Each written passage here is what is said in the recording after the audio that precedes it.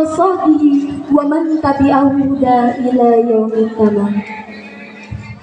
Qala Allah ta'ala fi kitabihil a'la. Bismillahirrahmanirrahim. Ya ayyuhan nabiyyu inna arsalnaka syahidan wa mubasysyiran wa nadhira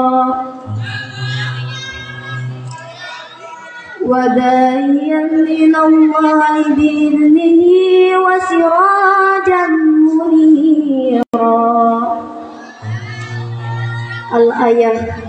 Qala an-nabiyyu Muhammadin sallallahu alaihi wasallam, man da'a ila huda kana lahu minal ujri misal uzuri, man tabi'ahu la yanqusu dalika min ujurihim syai'an, wa man da'a ila dhalalati kana alaihi minal ismi misal sami, man tabi'ahu la yanqusu dalika min ujurihim syai'an. Dewan juri yang arif dan bijaksana yang saya hormati, dan teman-teman seperjuangan saya, dan kepada semua santriwan dan santriwati, mudah-mudahan semuanya ada dalam lindungan Allah Subhanahu wa taala. Amin ya Allah ya Rabbal. Ketika kita membuka lembaran sejarah Nabi, melihat kembali bagaimana perjuangannya Rasulullah Sallallahu Alaihi Wasallam di dalam menyebarkan agama ilahi, sehingga Nabi diperintah untuk selalu membuat strategi, karena aksi dan atraksi yang terus mengubah situasi. Zaman pun sudah tergilas oleh arus-arus globalisasi. Maka dari itu, insya Allah dalam kesempatan yang mulia ini, saya akan membawakan sepatah dua patah kata tentang dakwah di era milenial.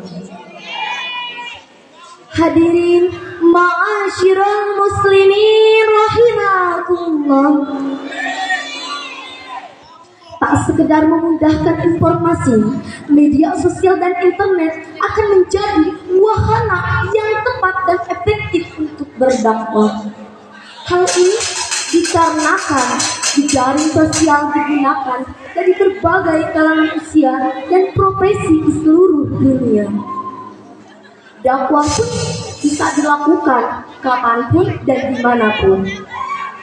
Pesatnya akselerasi teknologi membawa teknologi komunikasi dan informasi ke dalam paradigma baru.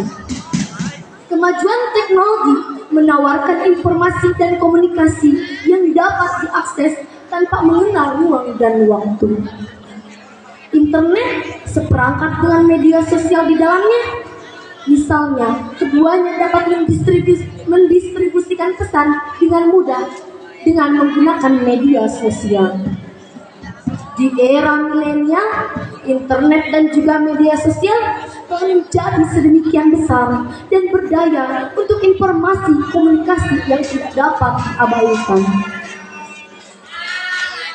Hal ini dikarenakan jejaring sosial digunakan oleh para pendakwah masa kini. Dakwah pun bisa dilakukan kapanpun dan dimanapun.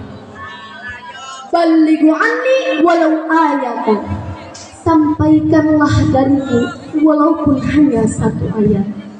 Demikian kalimat tegas keluar dari lisan Nabi Muhammad Sallallahu Alaihi Wasallam. Kalimat tersebut sudah tidak asing di kalangan umatnya, menunjukkan betapa pentingnya urgensi dakwah ilmiah.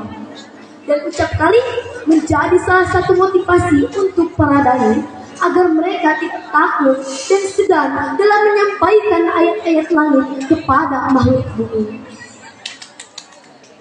Walaupun hanya satu ayat, kalimat tersebut terus bergulir di sepanjang zaman, menjadikan ruh para dai dari zaman ke zaman memiliki unsur ataupun metode sendiri.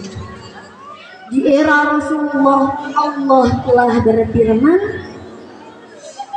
Bismillahirrahmanirrahim.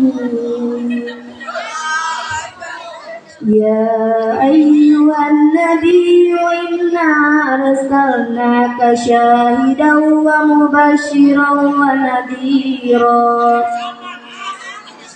wa da'iyan ilallahi bi'idnihi wa sirajan munira.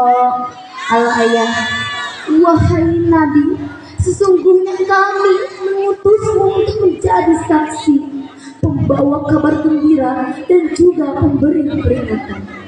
Dan kamu dijadikan untuk menjadi penyeru agama Allah dan menjadi cahaya yang menerangi.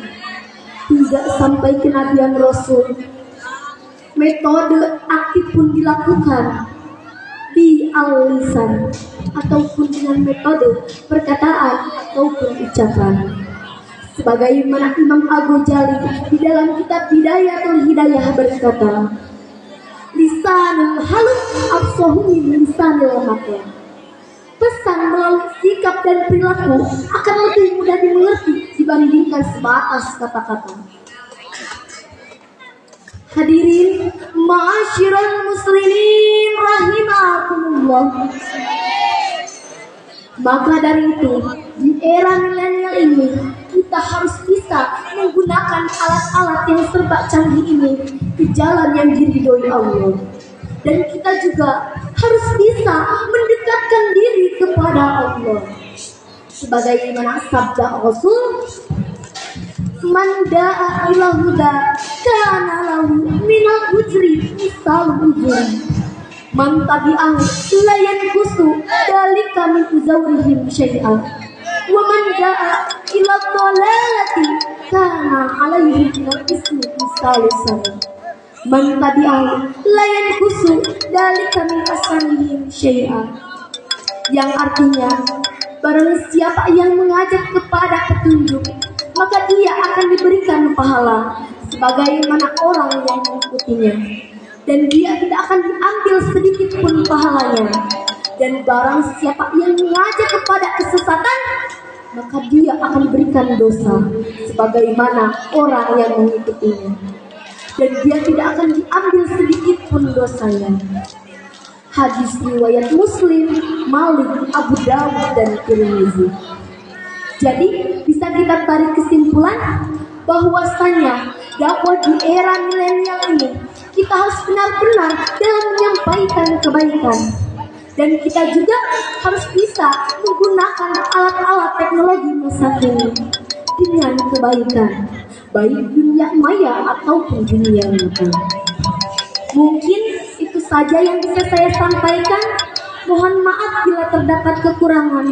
Yang benar hanya datang dari Allah, yang salah datang dari diri saya.